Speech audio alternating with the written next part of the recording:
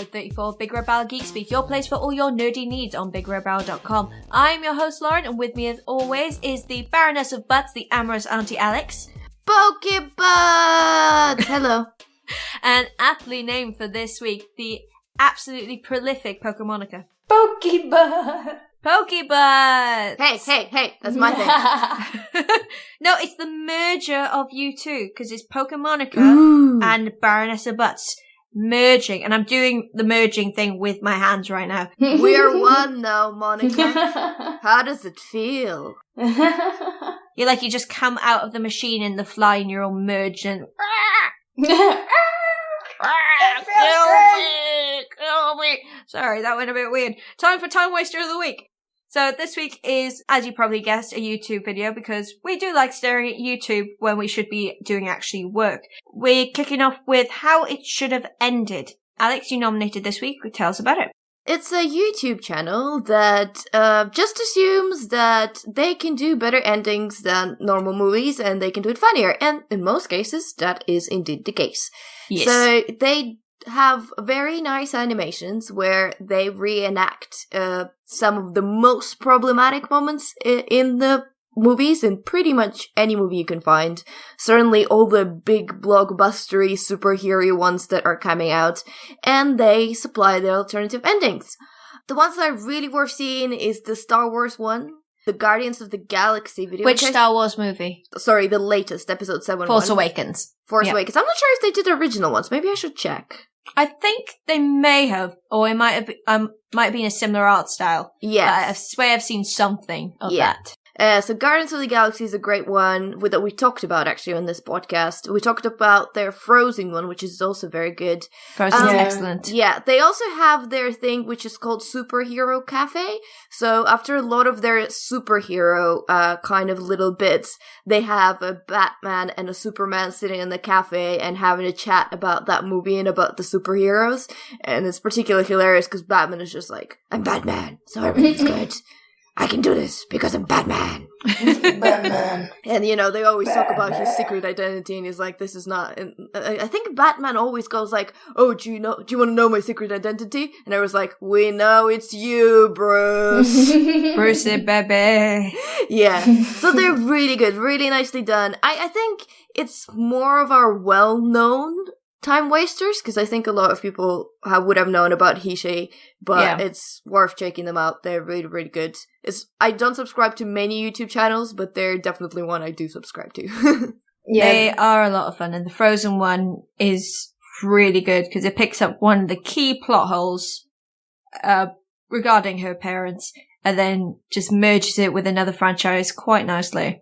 Yes.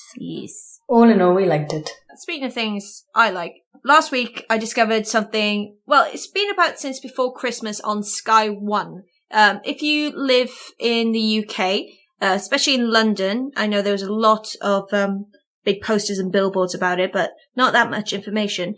A little show called You, Me and the Apocalypse. I've only managed to watch it recently because it's gone over to the States and it's a bit more accessible to streaming services that I have than when it was just on Sky, because I don't subscribe to Sky because that's too much money for me.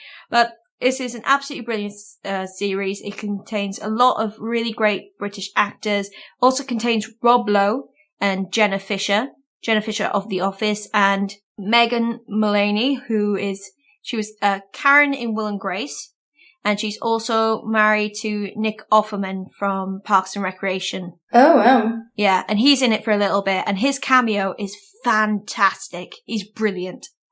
It's a strange little story about the world coming to the end, if you didn't guess from the title, and the path that one seemingly ordinary British banker, he's just a normal bank manager in Slough. If you've ever seen the original Office, that is where it's set. It's a very ordinary village, ordinary person, and a lot of extraordinary things happen to him. Rob Lowe is a very cynical, kind of slightly alcoholic priest.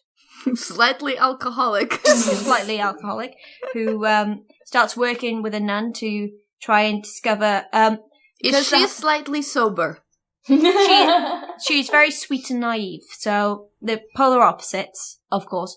But they're going around trying to find the facts in a lot of people's claims that they're the Messiah.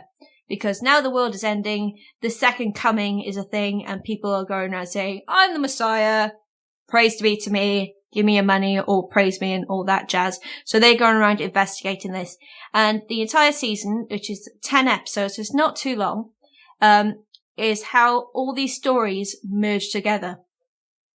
And it merges in a very weird, slightly obtuse way, but it's very, very entertaining.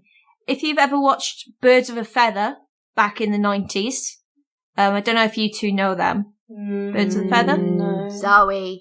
It wasn't a great sitcom on BBC, about two middle-aged single mums who are best friends and live next door to each other. The main character, Pauline Quirk, she was in it, and she's back. Pretty much looks exactly the same, but she's absolutely brilliant in it. Just check it out. You, Me, and the Apocalypse. If you're looking for a fun miniseries just to fill the time, it's a good giggle. I'll have a go if we have watched. We've been terrible at watching TV recently. All we've been watching is Brooklyn Nine-Nine and The Goldbergs. Oh, I love Brooklyn Nine-Nine. Although this season's gone a bit downhill, the later season. What? It's been amazing. No, I've been is it season 3 now? And I just watched the episode on the cruise ship with Rob Condroy. Cruise? Wait, no spoilers. Okay, no, just saying. I haven't Well, seen you know who Rob Condroy is in it, don't you? No. He's the Pontiac Bandit. We haven't seen that one. We have not seen that episode. And I don't know who the Pontiac Bandit is supposed to be. Oh, he's in a good few episodes. I think there's either 2 or 3. I'm just terrible with names. He is. Have you seen The American Office? Yes. He's Daryl. Oh. Yeah. So he's in it. Just watch that one, and it's a bit. It's starting to get a bit meh. It's not getting the big laughs. It's becoming a little bit formulaic for me. Hopefully they'll pull it out. Yeah, because so far we really enjoyed it. First 2 seasons, fantastic. But like with most American comedies, with the who will they, won't they dynamic between 2 of the main characters, as soon as they get together, it kind of deflates. Yeah, I mean, I think they've held it off. They've held it onto it pretty good. From what we've seen so far. Yeah. But it's really, really fun. But like I said, it's only 10 episodes. They are between 40 minutes and an hour, depending on the episode. But it is worth it. But what else have we been distracted with this week, Monica? Oh my god. Okay, dear listeners, you don't even understand. So, because we're friends, actually, in real life, obviously.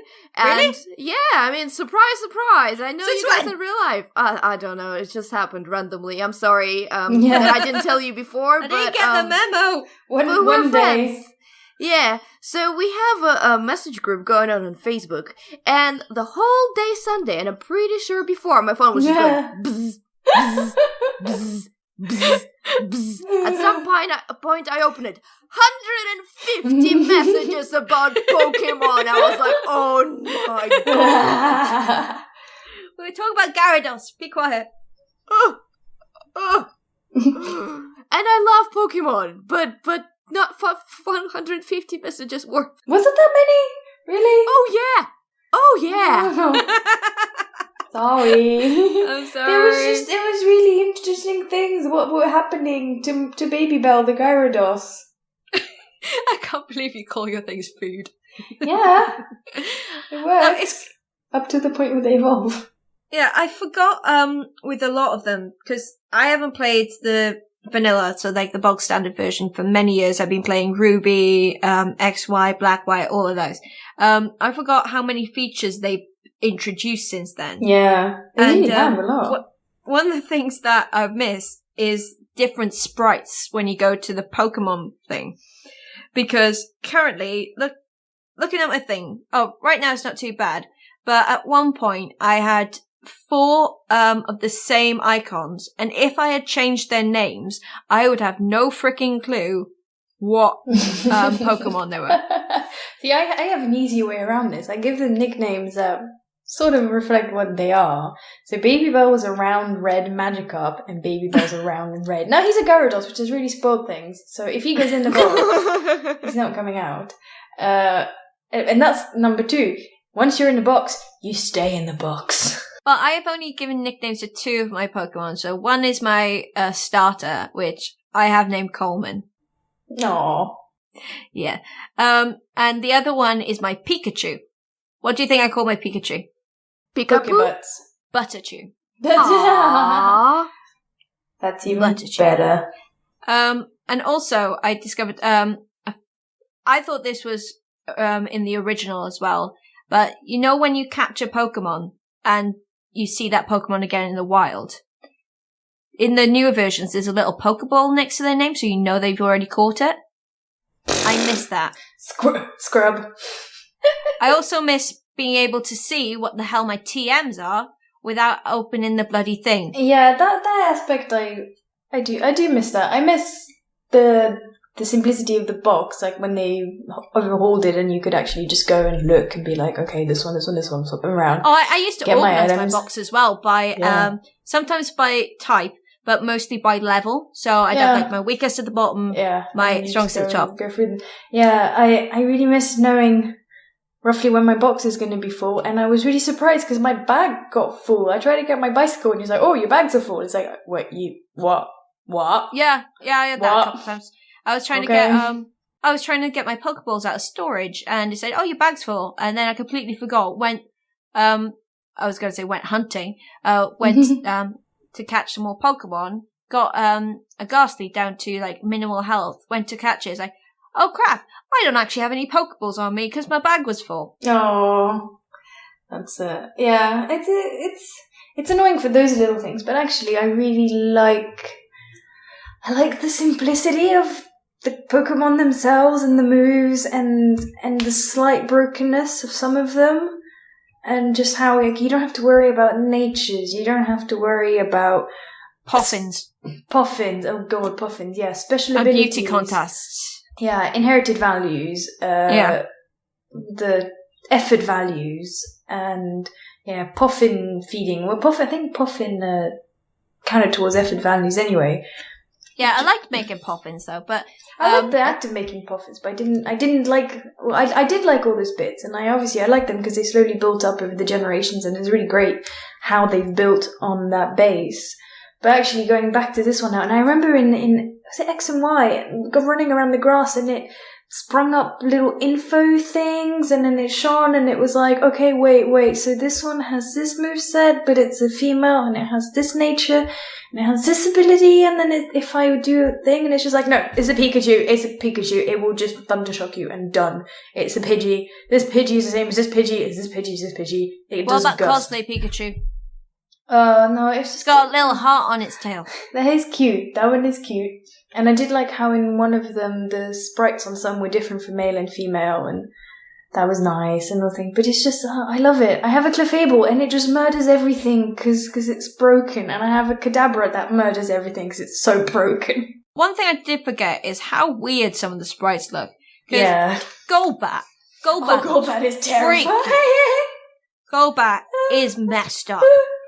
But back to the TMs thing. The thing that really annoyed me with TMs is I went to the big mall in Solarian City. I can never say that city right. But the big shopping centre where they have all the different floors. And if you go to the TM shop, it just says all the TM names. Like, right, do I just buy them all and hope for the best? Because even if you click on them, they don't tell you what they are. They just say, oh, buy this for 1,000 oh, really? things. Oh, I'm not going to risk that. I did consider looking at the guide, but then I realised I don't actually care about TMs, to be honest. The only ones I care about are HM, so... Oh no, but you care about TMs because TMs have the good moves and you want to work out on your Pokemon if they evolve by stone or by trade, if you could give them a TM, or do you let them level up more and give them another move? And I don't have a problem. Oh, I don't mind TMs. TMs are quite good, but they're not be-all and end-all for me. I prefer HMs because they're actually useful overall because they get you into places.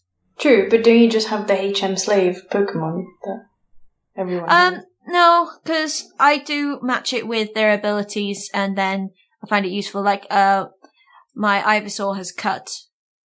so he's cut. But because he is geared for it, it's quite a powerful move.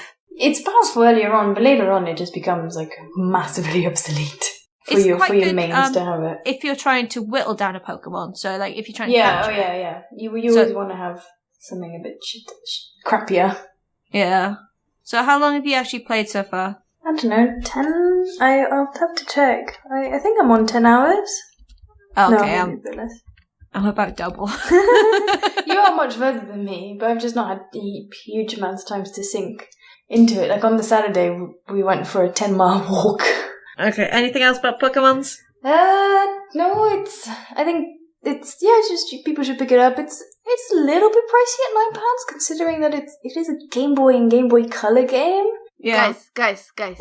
What game are you even playing? I don't think you've ever said that. It's a Game Boy game. Okay, well, what's the name of the game and what are you playing it on?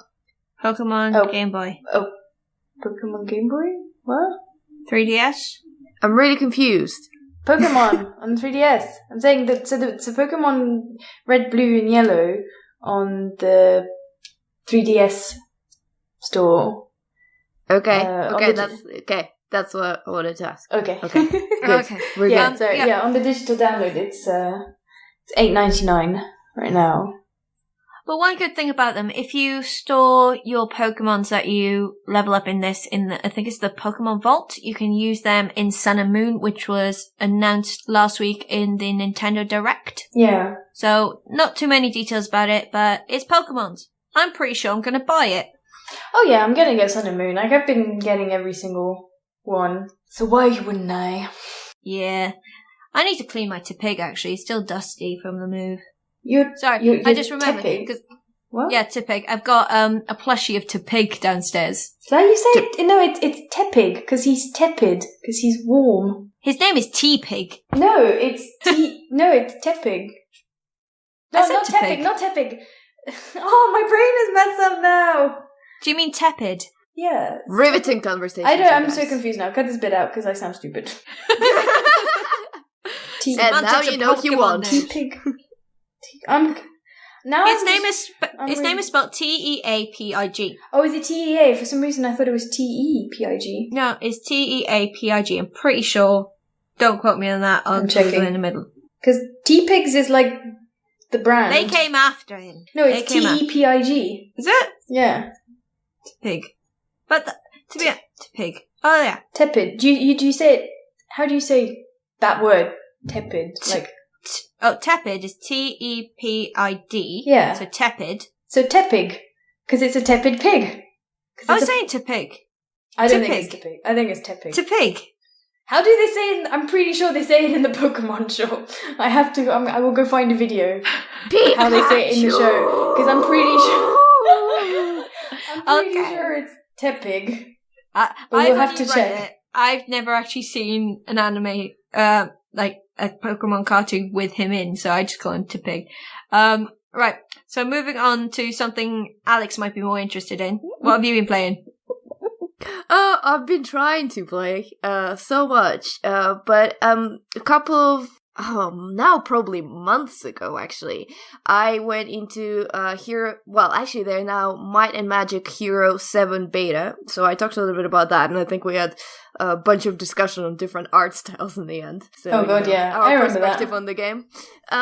But I've got the game, and I was waiting to talk about it until I've actually finished playing for all of it, which I've now realized is never gonna happen. How come? Mainly because it takes me absolutely forever to get through a mission.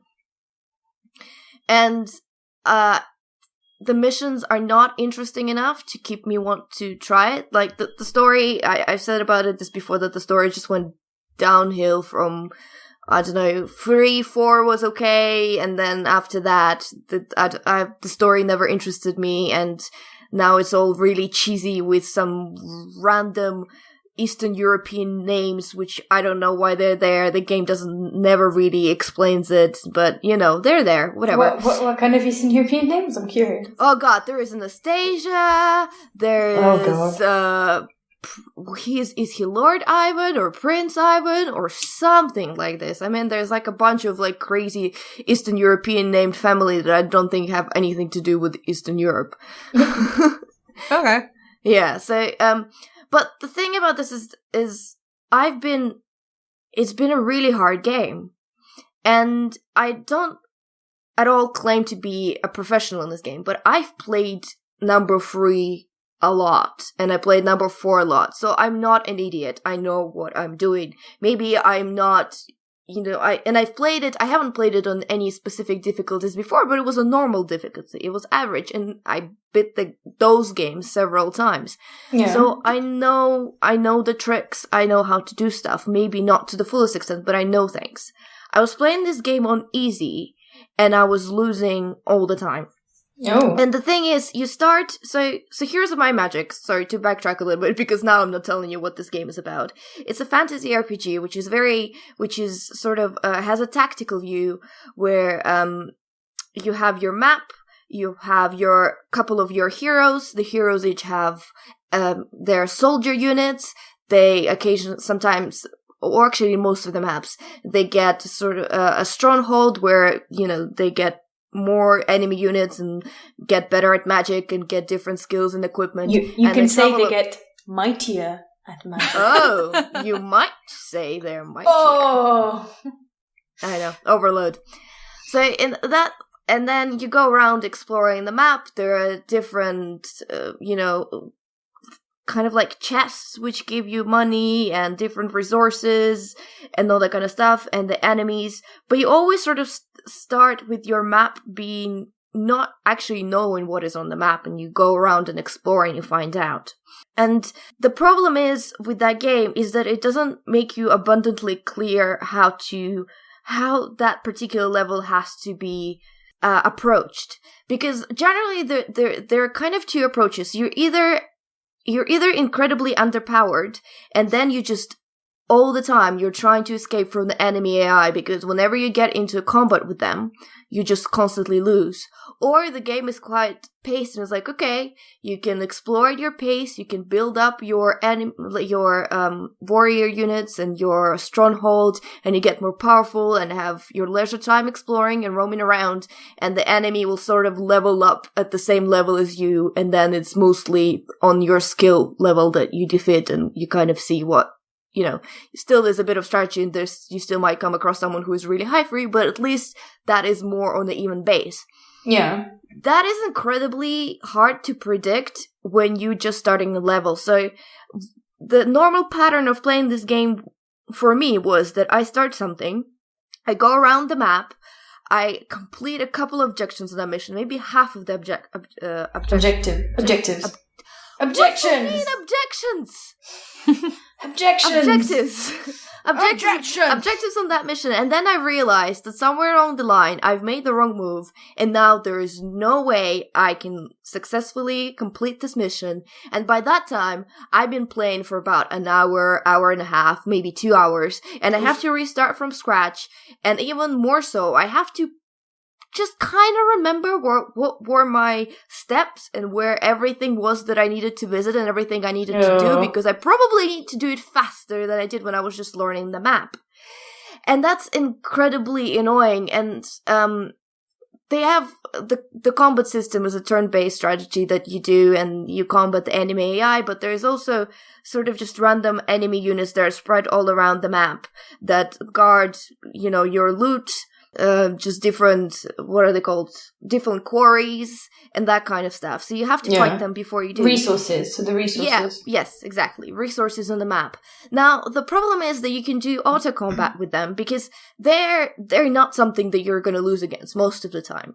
Most of the time is you're going to go in, it's going to be about 2 minutes of combat, which is pretty boring because they're not very demanding. It's not very demanding enemy to beat. Yeah. And then that's your 2 minutes, and then you get out of that fight. Now you can do auto combat, but auto combat is really, really, really bad. And most of the time, that 2 annoying minutes revolves around you trying to position your weaker units around the map so they don't get attacked, and so your archers or mages or whatever other kind of long-reach units manage to kill off the bad guys. So, and that takes a lot of time, and that just annoys me, because even the tiniest battles that are incredibly boring, I have to go in and do by myself, otherwise I suffer a lot. Oh, wow. So yeah, and so the way the storylines divide, so you have this Prince Ivan, and he's sitting on the council with others, and they're members of other basically Ivans.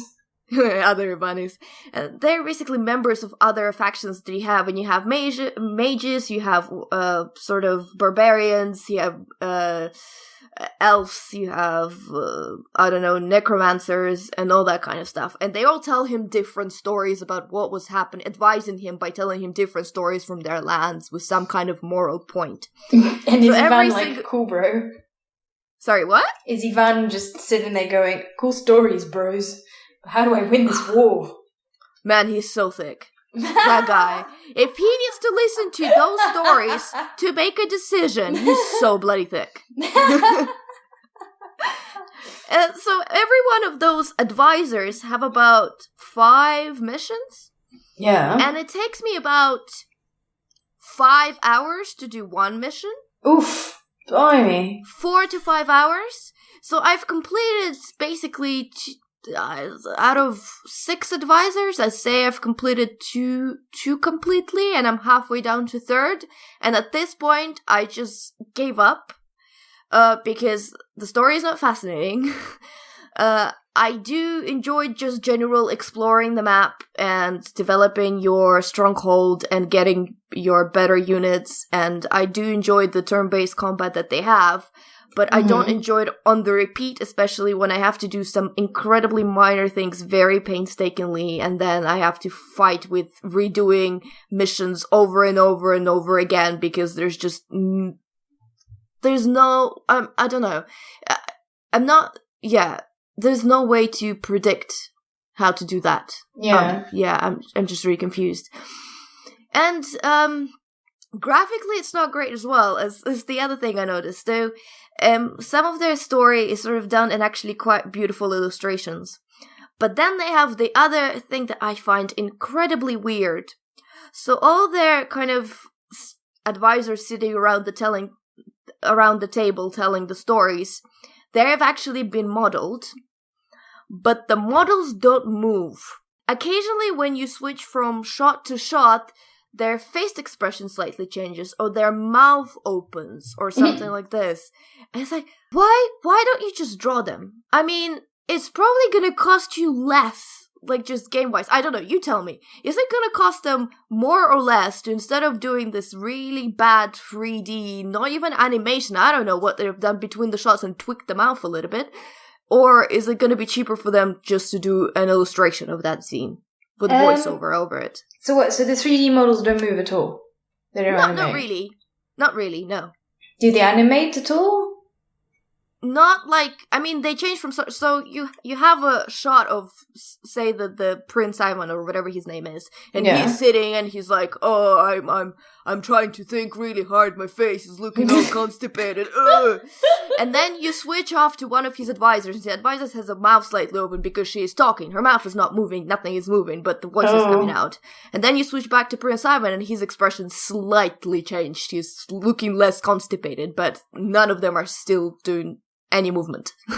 I really don't know, because like without knowing the intricacies of the game development process, like of that specific game, you can't tell for sure. It could have been that they'd originally planned for really intricately animated cutscenes and it just never got done. So they made the models, they sunk loads of times and resources into the models, rigging them, lighting them, texturing them, blah, blah, blah, blah.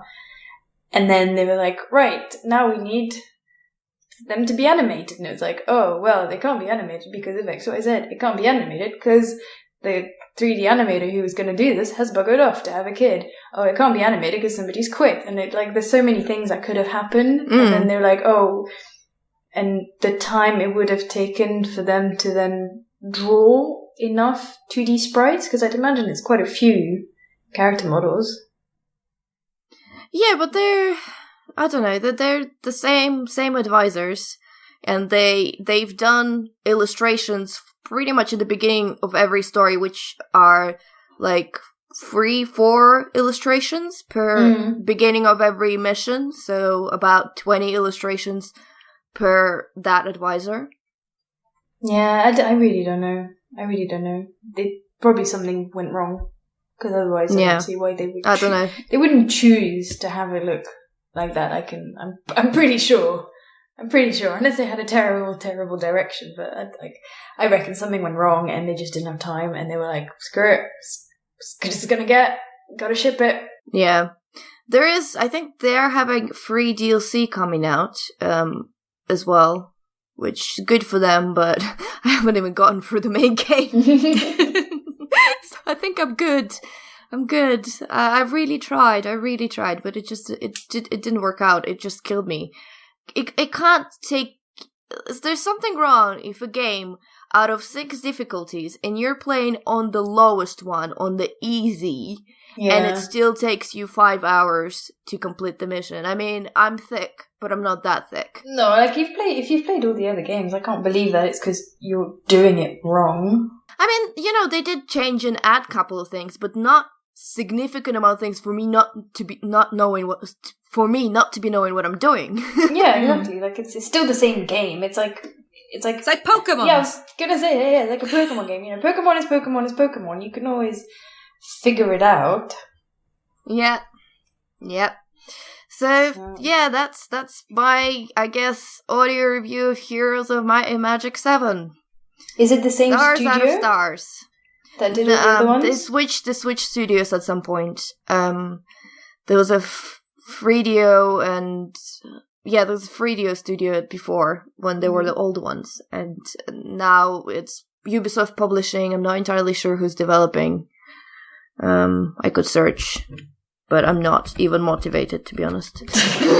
We'll put it in the show notes. Yeah. We'll put it in the show notes. Yes. I don't know. It's... probably another thing to mention that it's a PC game. Yeah. But, yeah, I don't know. I wouldn't... I think from this review, it's safe to say I'm not recommending for you to play this game. I think it's safe to say I'm not going to. Yes, I think it's safe to say. I don't think if you could, I think if you had that much of time, you'd probably spend it into playing Witcher or something. Yes. Pokemon. Just more Witcher. Pokemon. I'll get around to it one day. I will finish that game. I really want to finish that game. And then I have to play Red Dead Redemption because I still haven't played it, and Ollie will not shut up about it. And I have to play that as well. I really want to play it, but it's just like, so many hours. So many beautiful hours that could be spent drawing. Are you? I know. You're actually doing some awesome drawings. I saw your studies today. Oh, did you like them? They look really cool. I like them. Thank you. Yeah, trying to do more stuff like that. Cool. Right. Alex, you've also been to an event this week. I did. Is everyone tired of me talking yet? No. I like you listening to you talking. Aw, you're too sweet. I went to a BAFTA presentation for a VR from guys of nDreams, the guys who did a lot of work previously from PlayStation Home. They are, at some point, I think around 2013 or something, they've completely decided to switch doing gaming for VR. And so the assembly is coming out soon, and they're promoting it. And I played that EGX. Well, not played. It was like a tour. You were put onto like this gurney thing, like a box wheelie carrier thing. Yes. Like Hannibal Lecter. Yeah, in yeah, Silence yeah. of Lambs. Okay. Yeah, So it's like drinks trolley kind of thing. Yeah, you're strapped to one standing up, and then someone's wheeling you about through this, into a mountain and around this lab until they put you to sleep. Oh, wow. That's a bit intense. Yeah, and all you're doing is looking around, listening, getting a feel for the atmosphere. But I didn't play the game. I experienced the game. Okay. Yeah. It is a very much I guess an experience, if you want to say. But Assembly is a very exploration-based game. So you are in this facility surrounded by the scientists, and it's not defined whether the scientists are good or bad. They're just walking for science. It's for you to make up their mind how moral their decisions are. For science! For science! This was a triumph. And there are two protagonists of the story, Madeline and Cal, and this is the part that I found really interesting from their talk. So you're not yourself when you're playing the game. You're alternating between Cal and Madeline, and which I'm interested how that's going to turn out, because you're going to be walking around as two different people, but you're in their head, but you don't talk like them, because they both speak in the game, and they're both very distinctive characters, as in they start from very different places within the storyline, and they have two different attitudes towards the story in the game as well. So I don't know how it's the balance between it's the player's agency and where does the story of the character come in is really interesting how that's going to work out, because it potentially could go wrong where you're just going to be feeling very weird, like, I don't know, like you're a parasite in someone's head or something. Yeah. I don't know. I think because in so many games, we play them and you hear the characters speak and but you're never. I guess you're never in their head. Yeah. Yeah. So it's whole idea of immersion. The VR being in a very immersive environment, and there are things that break an immersion and things that keep you immersed. And I mean, there's lots of different kind of hurdles that you have to get around with, because if you are completely, it's you in the game, you as a character, there's a lot of things you have to account for. What, for example, if you're not the right gender? What if you look down and your skin color is different? That kind of things. Yeah. And if you're being a completely different character, then you're in someone's head, but someone who's technically has their own thoughts and attitudes towards things, and they speak with their own voice. Like, I mean, I sat down with actually the 4 developers from the game. I had a chat with them after their presentation. Yeah. And it was like, when you come in the game, how do you make sure that the player gets used to being one of the characters? How do they know when someone speaks that it's their character speaking? And they talked about for all the different ways, like Cal, the male protagonist in the game, he starts in his room alone and she just walks around and talks, and that's how you get used to the fact that that is him. Oh, but that's clever. I still think that potentially, that's interesting to me. Let's just say, I don't know how that's going to work out, but I think that's something that's very interesting. Yeah, immersion is a really interesting kind of topic, how to do it in games and things like different. And the thing is, like, people react really differently to it. So what might work for one person might not work for the other, because take me, for example, sometimes when I have dreams, in the dream, it'll be like I'm half watching a movie, half being in the character in the movie. And like, it can be a dude, it can be a woman, it can be not me, but like, it's still me, if that makes sense. And like, it's perfectly fine. So I don't think it would bother me. I don't think it would bother me to be in a game and to hear the voice and to see the hands, and it's like, a black dude. This pig, diametrically opposite, for example. I don't think it would bother me, but because I draw a lot, I'm always constantly putting myself in other characters. So how well you're able to dispel reality and put yourself into another person's view. So if you're quite lucky and you're very imaginative, you're able to get really involved in games. Those people who think outside the box, all that kind of who's a fudge, you should be able to really appreciate these kind of games. But a lot of people, especially in my line of work, they will only see what's in front of them and not look for the greater scope. Those are the people that may not appreciate these kinds of works. Yeah. But maybe they're not meant to be appreciated by those people. Maybe it's, it's intended for specific audiences. That is true. But then, down to the brass tacks of it, that's where the money is, because the bulk of the population are those people. True. Yeah. Sadly. I'll have a write-up of my chat with the developers in general, presentation Probably, actually, by the time this episode will be out, I would have done it. So I'll go into more sort of details with them, that I chatted with them about it. So I'll have more to say. The only other thing I'll note about the story that I found really interesting is that they specifically designed their story into about 20, 30-minute parts.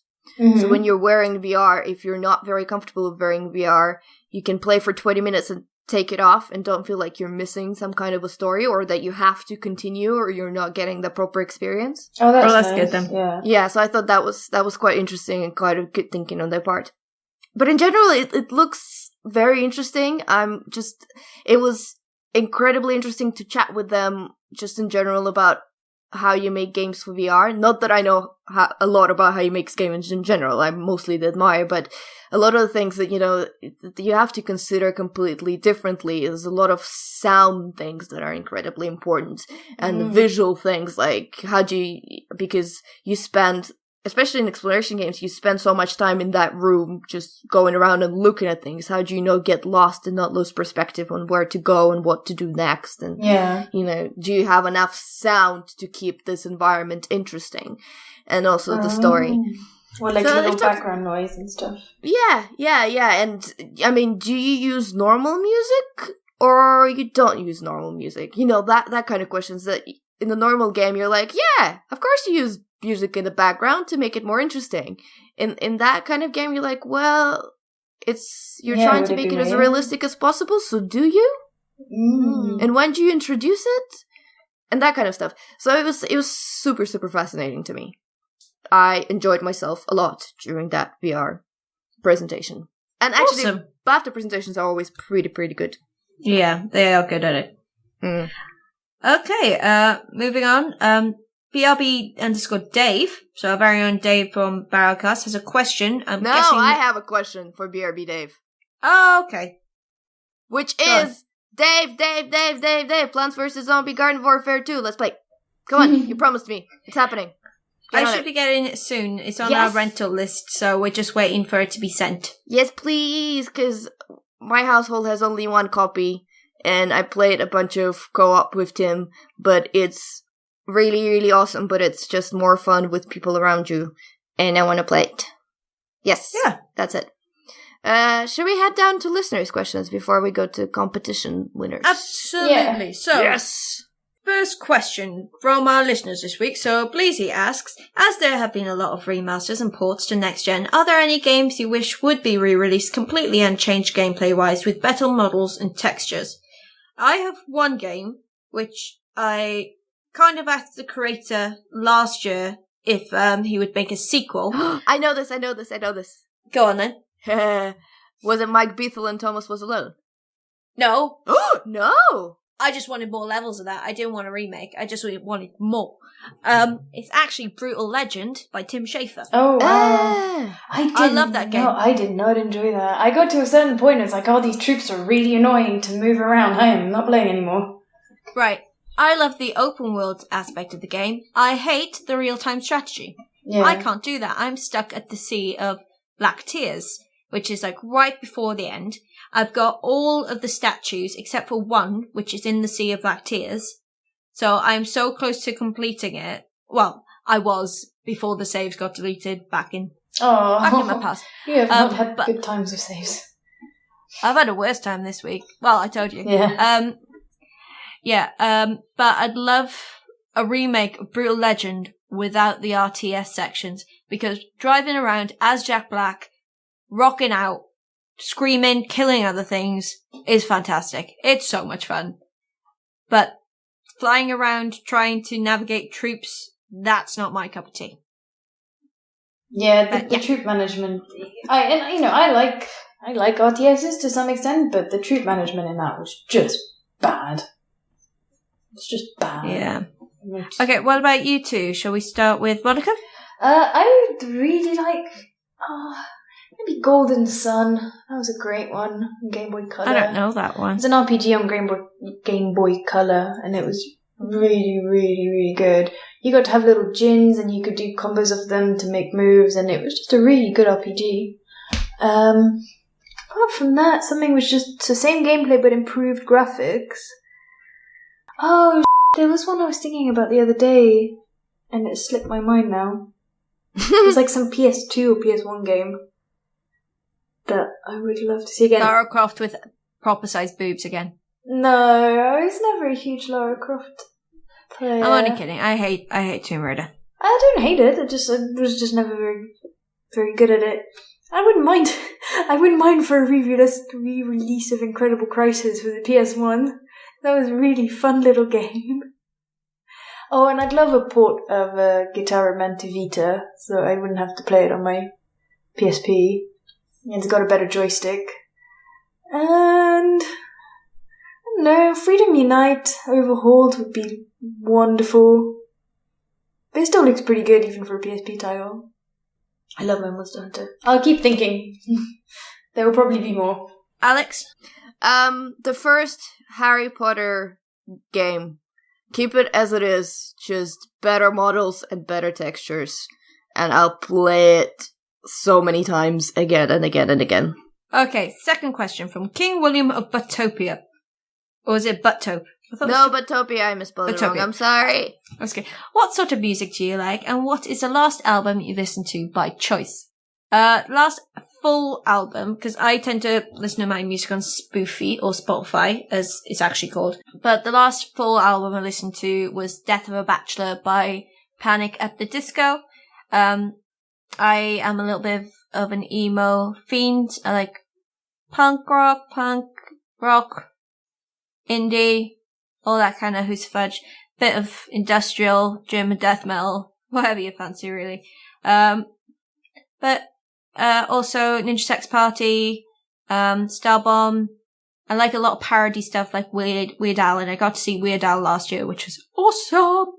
Alex? Well, we've mentioned my favorite band on the podcast before because you, me, and Julia, who's been on our show before, we went to see them live in late December, I think?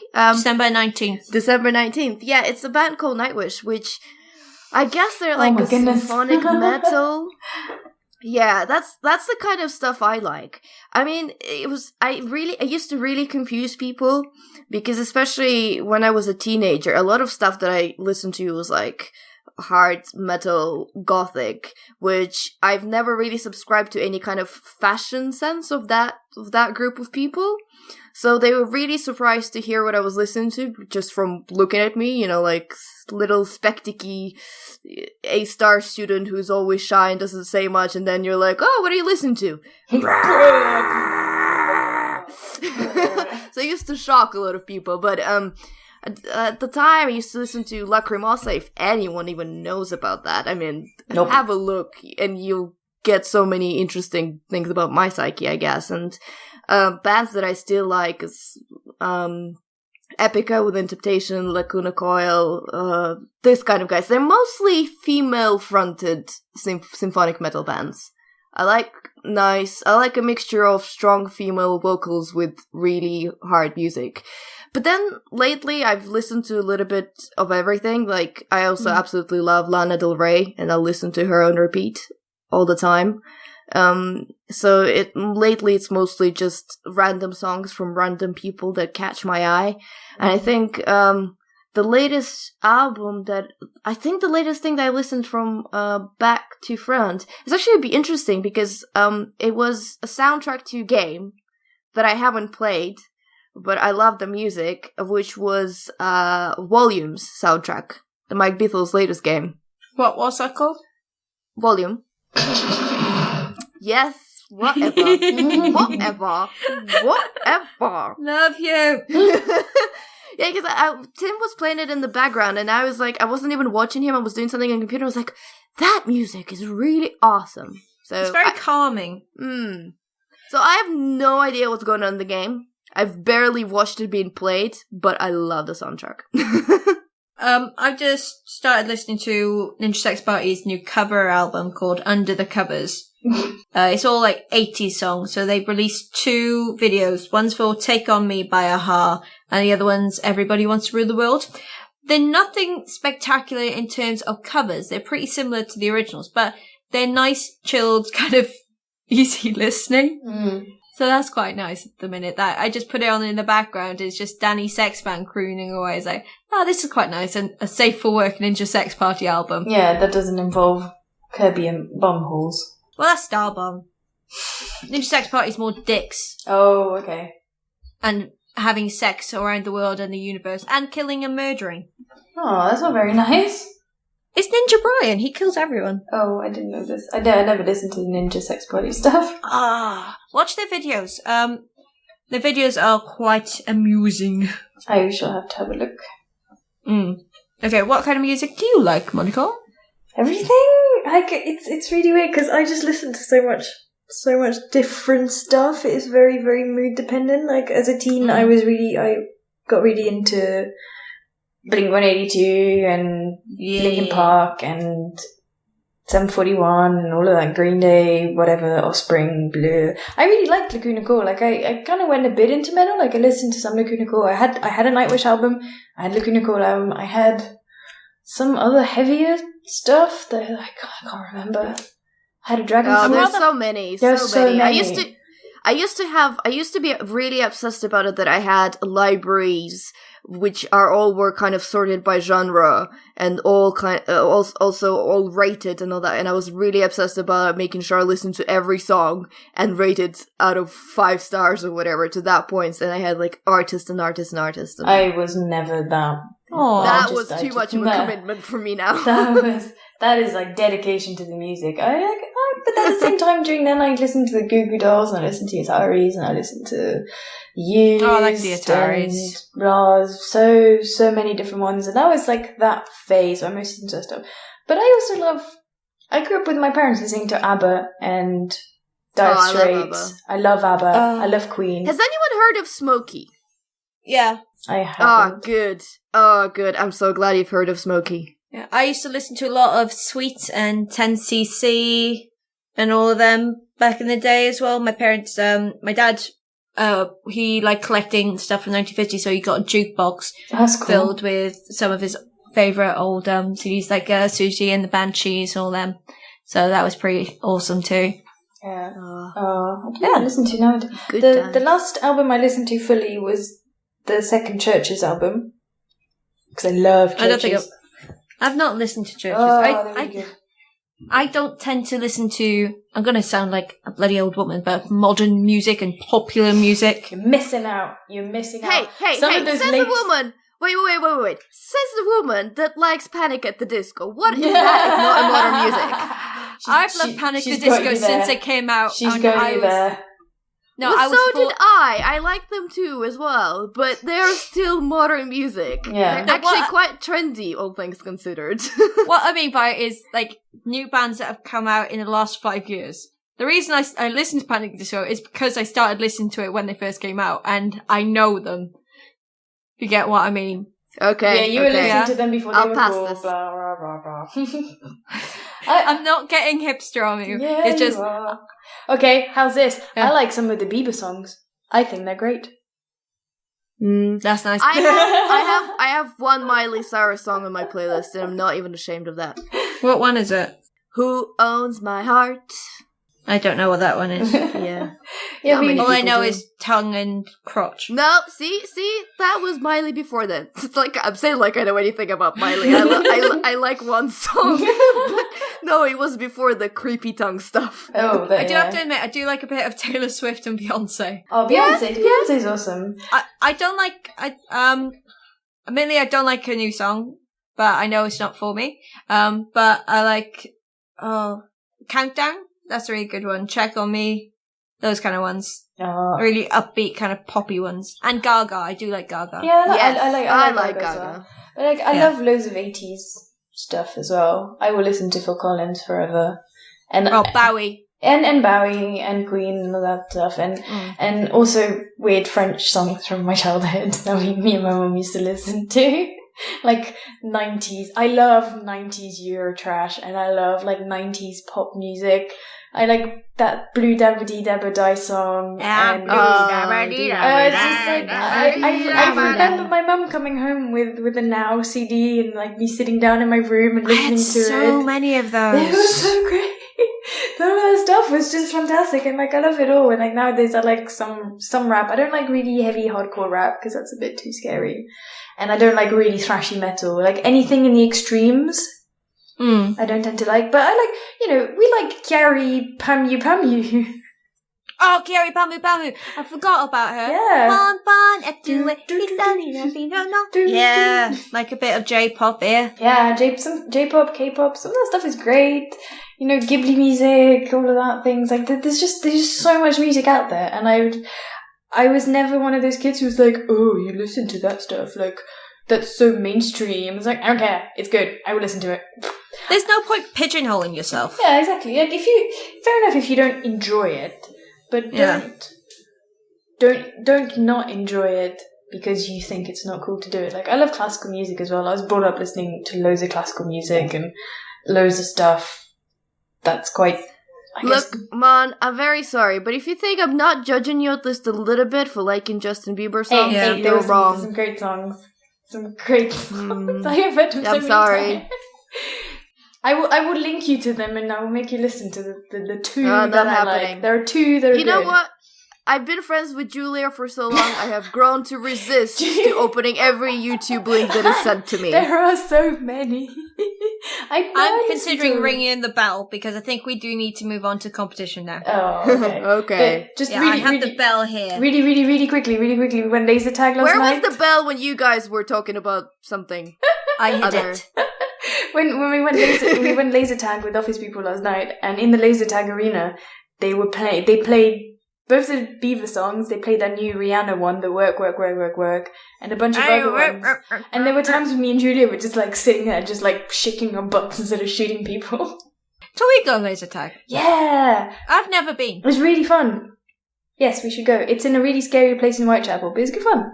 Oh, that Whitechapel, that cheerful place that has all the... That's where Assassin's Creed is. Yay! Yeah. Okay. Well, more than Assassin's Creed, but okay. Okay, so let's go into the competition. So thank you very much to those who submitted answers. We do really appreciate it. And we do have some winners. Woo! So let's start with Monica's questions. Can you read out your top two answers and the winner? So my top two answers were... What? Why are we doing top two answers? I'm sorry, I'm confused. There's like sorry, four I got confused. Oh, no, are we just doing the winner? I got confused by Bleezey's because there was 2 bullet points. Yes, I've put all the answers that we're giving in the agenda, whether they were wrong or correct, because some of them, especially Bleezey's, were quite amusing. Well, do I just say the winner then? You just say what the question is and what the answer is. Okay, so my question was, so which game developer did I say... Well, I said to them, hey, I remember your game, it was great. I have great memories of my mom playing it when I was a baby. Or when I was little. And I think I made them feel very old. And my mum laughed at me on the phone when I told her. She was like, you're such an insensitive cow. And the person in question was John Romero. And the name, and that's not the name of his wife, by the way, what you've typed on it's Brenda, not Barbara. Blame Bleezy for that. But it was John Romero and the game was Doom. Mm-hmm. So... Orox, you actually mentioned the developer that I insulted by saying I played his game many years ago, about a year ago, and that's Tim Schafer, and that was about Monkey Island.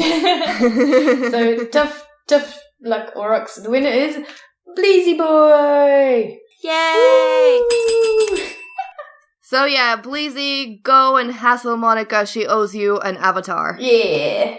Okay, my question was, I have a plushed cushion of some form of animal named after a game developer.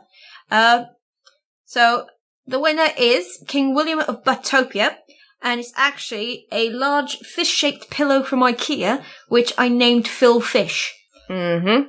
I named it Phil Fish before I knew who Phil Fish was. So I was very happy when I discovered who Phil Fish was and discovered that he was a big-ass weirdo. So that made me quite happy. It fits. It fits, yes. But Bleezy did do quite an amusing answer. He based it on his local B&Q, and he said I called a garden tool Randy Pitchfork. But I don't know of a game developer called Randy Pitchfork. Well, there needs to be one. now. So congratulations to King William of Botopia. If you send me your details, you shall get your mystery prize. Yep. And then you will either laugh or weep. If you do either, please send a photo. She'll laugh at you too. I'm gonna write hashtag Geek Speak on the box. Film yourself opening it. I think that'll be good. Oh, I think that would be amazing.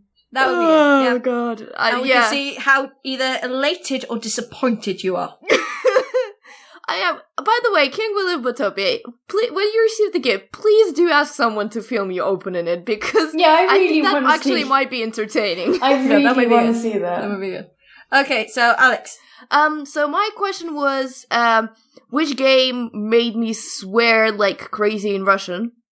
Which, couple of people guessed correctly, actually, but it was Dragon Age Inquisition, the final DLC called Trespasser, and I had so many emotions. All of them could really be just explained in a long, just swearing, and that didn't even help too, but, I'm still trying to get over it. Was that Solus ran off with all your gear? Oh no, that happened before. Oh, okay. I already got over the fact that I'm not ever getting the gear back. Also, his sweet butt.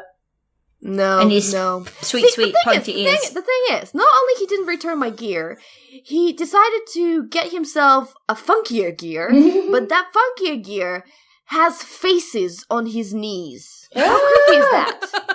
I'll send you the picture. He has faces on his knees. For a second, I thought you said he has feces on his knees, and I thought, oh, well, no wonder you don't like it. No, I'll send you a picture. It's pretty creepy. Anyway, the winner is Spiky Chris. So Spiky Chris, you get free volumes of The Walking Dead. We've broken that. I know. I'm never gonna sorry. be able to say that word ever again. I'm sorry. Spiky Grease, you know how to get in touch with me. Send me where the hex in Scotland you are residing, and I will post them to you. I'm also gonna read out. King William Botopia is also guessed it correctly, but he came second, and we decided to give him mystery prize instead.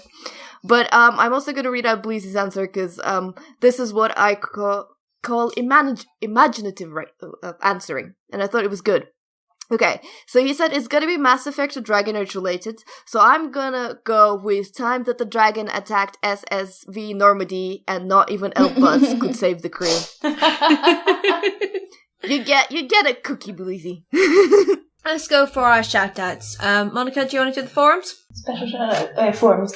Okay, so special shout-outs for the forums. We've got a shout-out to War Machine, to Bleezeyboy, to Orox, to Spiky Chris, Cesis, and Q. On Twitter, we got Nelly at Live Today Live, and Will. I can't remember Will's Twitter. At Will Driver 93. That's the one. Got it. It's scary that I remember that. And Facebook, Al? Shout out to Spiky Chris, Tidge Waterland, and Andrew Goddard. Okay, if you would like to get in touch with us, you can do so either via the forums or down below the show notes on this very post if you're listening to it on the BRB website. You can get in contact with us on Twitter at BigRedBarel using the hashtag Geek Speak. You can also contact us directly. I am at the Sweet Shrimp. I'm at Dusty Tulip _ I'm at Monica_Ion. You can also post a comment on our Facebook page. We will see that there. We have a lovely fancy new Facebook page. It looks very pretty. You can also leave us a comment on iTunes and a rating. We do appreciate it. 5 stars preferred, but whatever you think we deserve. Just make sure you include some constructive feedback so we can always improve.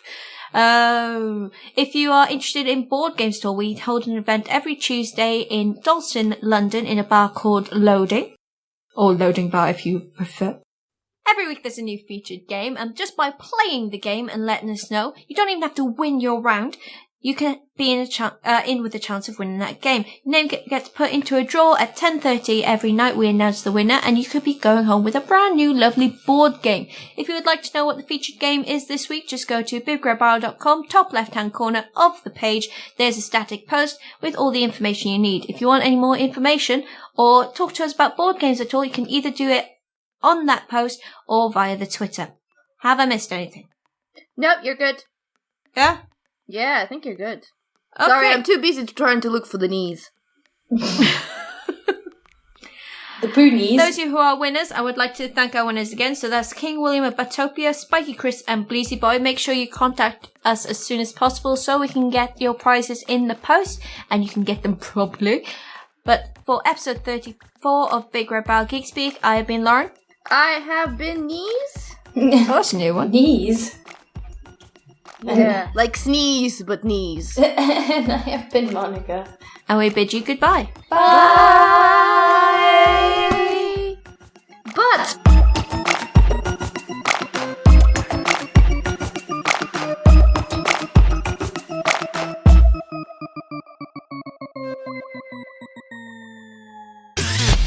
you and your ears are quite welcome for the podcasting goodness that you just heard.